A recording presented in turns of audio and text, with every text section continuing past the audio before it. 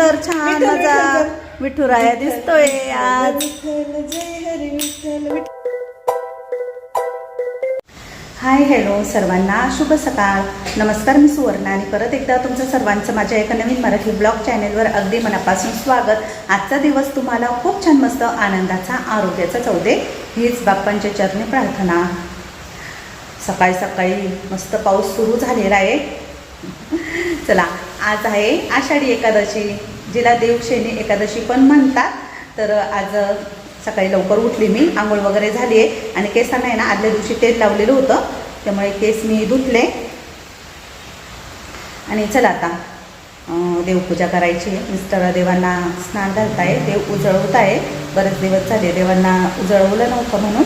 आणि नंतर मग सर्व देवपूजा वगैरे करायची. आता पाऊस चालू आहे, मार्केटमध्ये जायचं होतं फुलं आणायला, पण मग आता बघू पाऊस थांबल्यानंतर मग पूजाला मी मार्केटमध्ये लावेल फुलं बिलं आणायला. कारण पूजा करायची म्हटलं तर पूजेचं साहित्य बाकीचं आहे घरामध्ये, फक्त फुलं नाही आहे. तर चला आता पटापट आवरून घेते. उठल्या तर सर्व काही परत एकदा लादी झाडून पुसून घेतली मी. आणि आता दूध वगैरे तापवते, खाली जाते, थोडंसं चहा पाण्याचं बघते आणि परत तुमच्याशी बोलते. चला.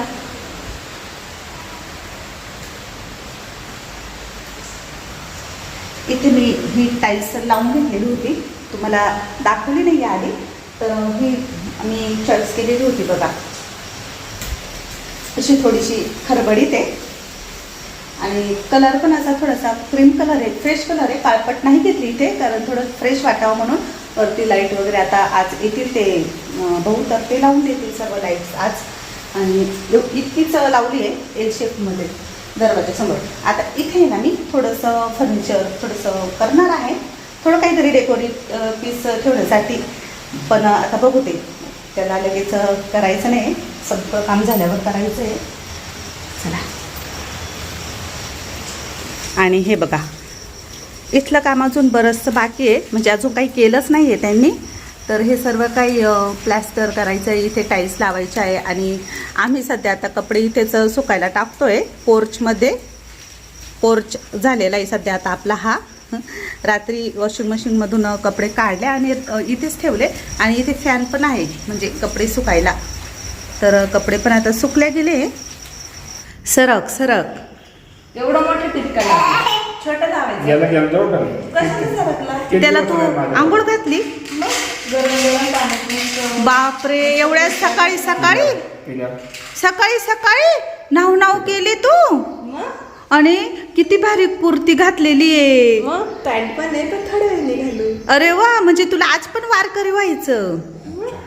अगो बाई, आणि सकाळी सकाळी झोपेतून उठला का तू बाळा? आंघोळ झाली आमची. लाडू इकडे बघ, लाडू. सगळ्यांना आषाढी एकादशीच्या हार्दिक शुभेच्छा. म्हण म्हण, गुड मॉर्निंग म्हण ना. अजून बोलता येत नाही तुला?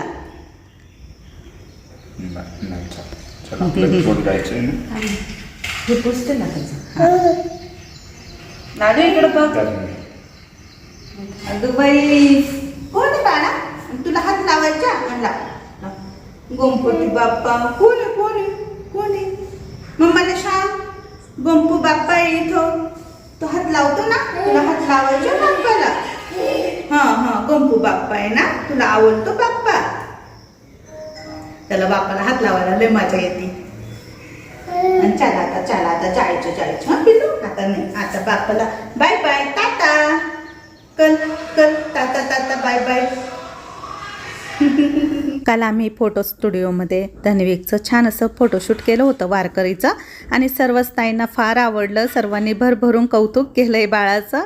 आणि खरंच खूप क्यूट दिसत होता. आणि आता पण त्याचं शूट करायचं आहे थोडंफार, म्हणून मग आमची तयारी चालू आहे. देवघरात स्वस्तिक काढलं मस्त. लाडू आजीला दाखव. लाडू लाडू मेकअप करून आणला. अगो बाई, इतका सुंदर छान माझा विठुराया दिसतोय आज. विठ्ठल विठ्ठल विठ्ठल करतो. आता फक्त पॅन्ट राहिली ना, टोपी. मग आपण मस्त वारकरी लुक करू. कालचा वेगळा होता, आजचा वेगळा लुक आहे. हां हां. चला, तर मी पण आता इथे देवघरामध्ये ना देवांची मांडणी करून घेते. अजून फुलं आणायला जायचं आहे मला मार्केटमध्ये.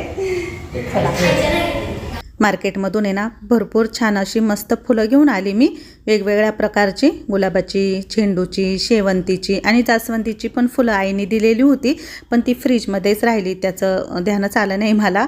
तर मला आहे ना अशा वेगवेगळ्या फुलांनी आहे ना देवांचा शृंगार म्हणजे पूजा करायला फार आवडतं. तर म्हटलं चला आता देवघरात सर्व देवांना स्थापन केलं आणि गणपती बाप्पांनाही हार आणलेला होता, हार घातला. सर्व देव छान असे मस्त देवघरात ठेवल्यानंतर आहे ना खूप भारी वाटत होतं, कारण 4-5 दिवस आहे ना देवघरातून देव बाहेरच होते कलरच्या कामामुळे. तर आज फायनली छान मस्त वाटतंय. देवांची जागा देवांना दिल्यानंतर देव पण आपल्याला आपलं घर छान करून देतो. तर चला आता मी इथे ना विठ्ठल रुक्मिणीची छोटीशी मूर्ती आहे ब्लॅक रंगाच्या, तर त्या आहे ना तिथे ठेवणार आहे, देवघरामध्येच ठेवते, कारण माझ्याकडे खूप मोठ्या मूर्ती नाही आहे. तर ही छोटीशीच आता मूर्ती आहे, तर तीच मी आता देवघरामध्ये ठेवणार आहे सेंटरला. म्हणून मग खाली ना थोडीशी फुलांची रांगोळी काढली आणि त्यावरतीच आता ठेवते. काही ना काही वेगवेगळ्या कल्पना करून मी फुलांची सजावट करते देवांसाठी. म्हणजे मला आवड आहे ह्या गोष्टींची, पहिल्यापासूनच आवड आहे.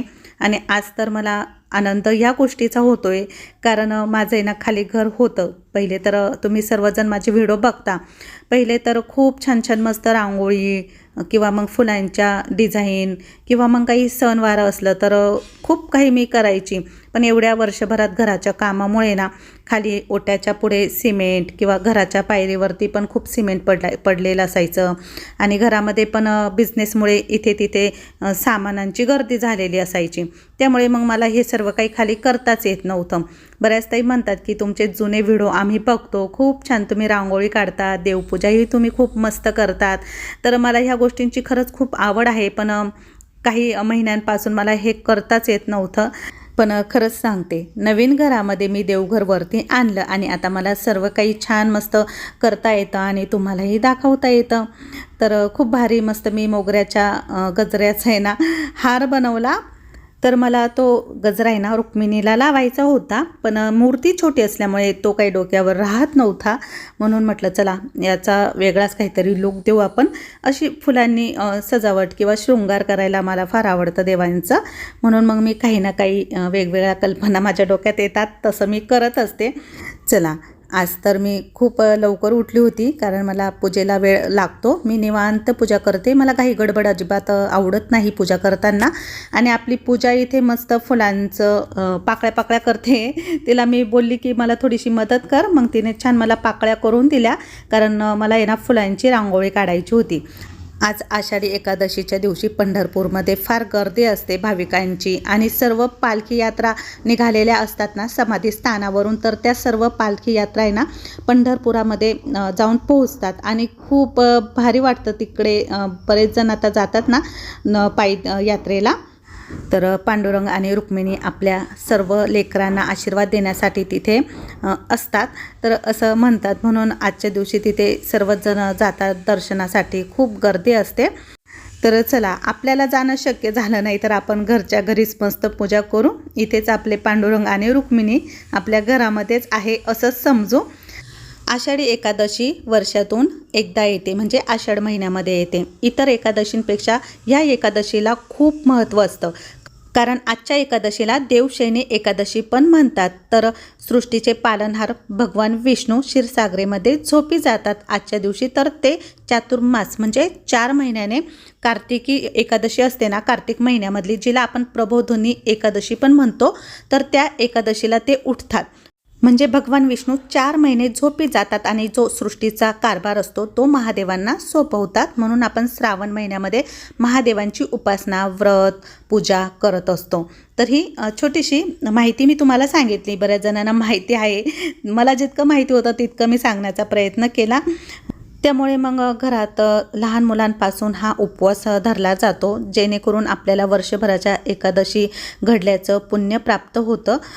तर चला, तुमच्याशी बोलता बोलता माझी इथे रांगोळी पण पूर्ण झाली आणि देवघरासमोर अशी मस्त डिझाईन केल्यामुळे खूप भारी दिसत होतं.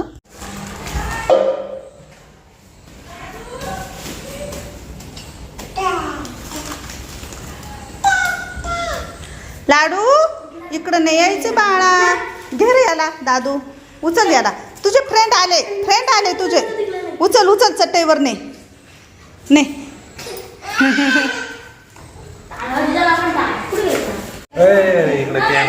मामा का गेला. हा बाय बाय बाय बाय करता. ताता ताता बोला बोला बोला. सगळ्यांना आषाढी एकादशीच्या हार्दिक शुभेच्छा माझ्याकडून आणि लाडू करू. हा लाडू तू बोल ना. लाडू बोल टा टा टा. सगळ्यांना बोल.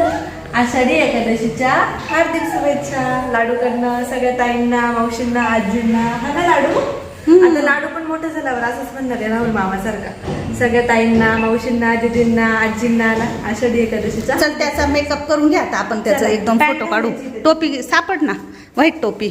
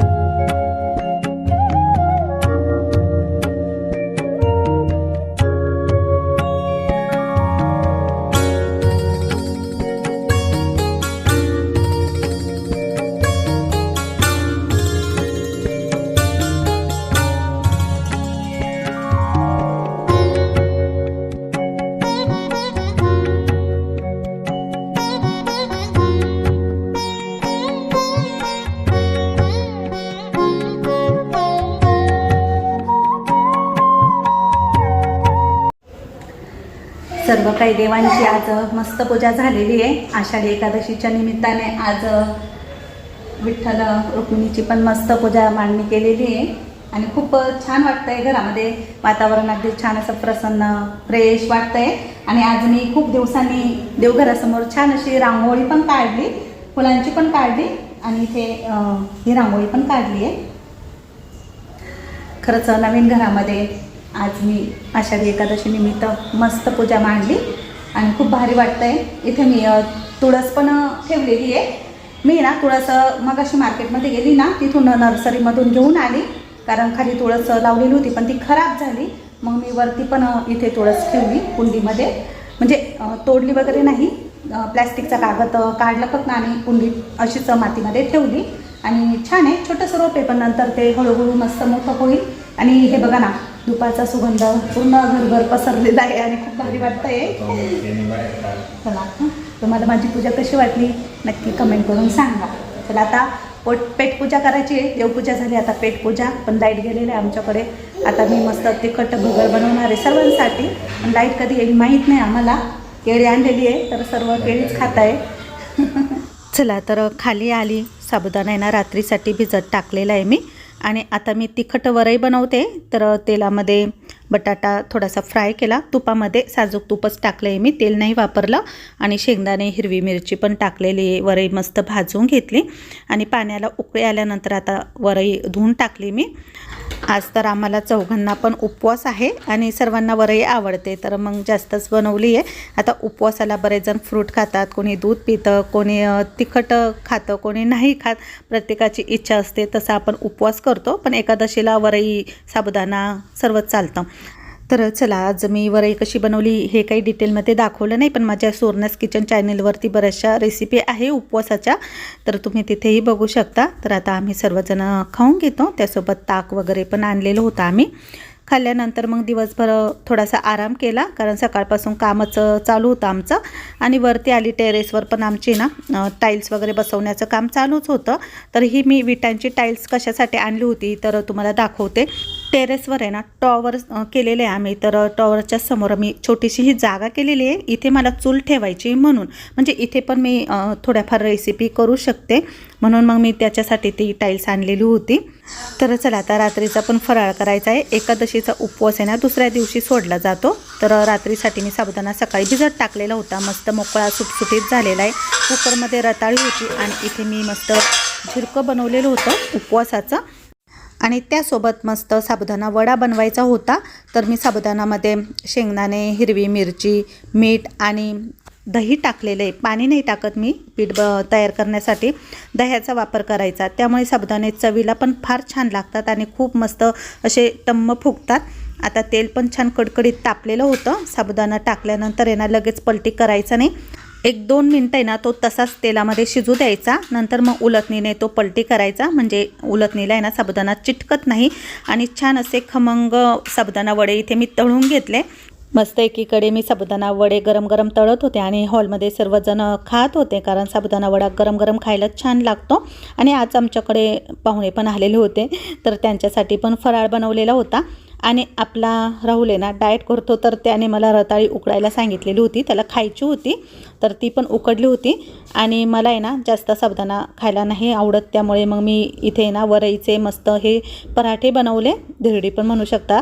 तर याचं पीठ पण अगदी सोप्या पद्धतीनेच मी तयार केलेलं आहे. भगर मी थोडीशी भिजत टाकलेली होती, त्यामध्ये थोडासा साबुदाणा टाकलेला होता, म्हणजे धिरडी ना तुटत नाही. आणि मीठ टाकून असं पीठ आहे ना तयार करून घेतलं. तर हे बघा, आणि आता छान मस्त गरम गरम धिरडी बनवली. आधी एक छोटं बनवलं, नंतर मग मी मोठीच बनवली.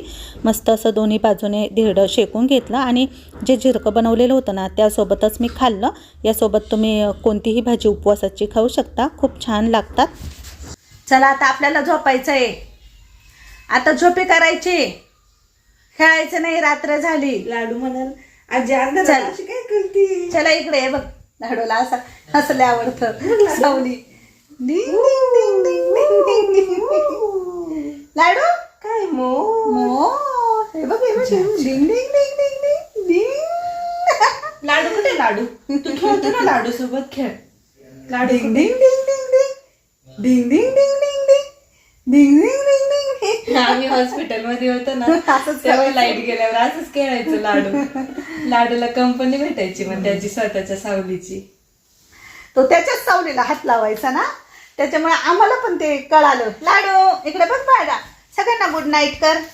आता आपण जेवी केली, तू पण आज उपवास केला ना. आमच्या लाडूने पण आज आहे ना मस्त उपवास केलाय आषाढी एकादशीचा. सकाळी बटाटा खाल्ला, दुपारी रताळ खाल्लं, आणि आता भगरीचं धिरडं पण खाल्लं, हा ना बा. हां, दूधू पेलं परत मम्माचं. असं आमच्या लाडूने सुद्धा मस्त उपवास पकडलाय, हा ना लाडू. उठा उठा, तुला बोलायचे बाळाला, माझ्या सोनूला बोलायचं. का का का ए माझी पा घे ना, माझी पा घे ना, माझी पा, माझी पा. चा आमचे लाडू पा पण घेतो, घे माझी पा घे. नाही नाही, माझी पा घे, पा घे. नाही पा घे ना. ओगो बाई, घेतलं पाहिलं ना, आमच्या लाडूने माझी पा घेतली. बेडरूममध्ये आहे ना अंधार आहे, लाईट अजून काही लावलं नाही ना, त्यामुळे आम्ही टॉर्च लावलेला आहे. आणि आमच्याकडे आषाढी एकादशीला आहे ना लहान मुलांपासून उपवास असतो सर्वांनाच. घरादाराशी म्हणतात ना, एकादशी आणि दुप्पट खाशी, अशी काही कथा आहे. कथाने मन चला आता सर्वांना गुड नाईट करायचं ना, व्हिडिओ इथे संपवायचा ना. बस ना, बस ना. ए लाडूला पागे म्हटलं का लगेच घेतो ग पूजा. हुशार हा. लाडू आता. हा हुशार झालं माझे पिल्लू. चलो bye bye, good night. Video आवडला असेल तर नेहमीप्रमाणे व्हिडिओला लाईक करा, शेअर करा. चला उद्या नवीन व्हिडिओसह भेटू, तोपर्यंत सर्वांना बाय बाय, गुड नाईट, शुभरात्री.